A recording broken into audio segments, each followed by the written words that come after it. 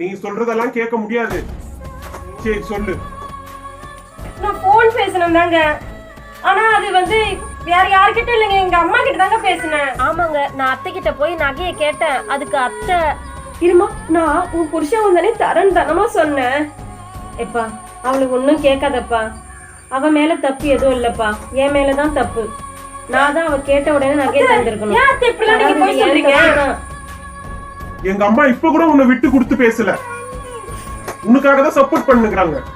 நீ எங்க அம்மாவே நெஞ்சு மேல எட்டி வச்சுட்டு எங்க அம்மாவே அசிங்கமா பேசுறியா? வீட்டை விட்டு வெளியே போ. இல்லங்க அவங்க போய் சொல்றாங்க, அப்படிலாம் அவங்க சொல்லவே இல்லைங்க. நீ வாழ வெட்டி அவங்க வீட்டுல போய் உட்காந்தாதான் உங்க அம்மா உங்க அப்பாக்கு எல்லாருக்குமே தெரியும் நீ எப்படிப்பட்ட வேலை செஞ்சிருக்கன்னு. என் மூஞ்சிலே முழிக்காத. எப்படி ஆட்டம் நல்லா இருக்கா?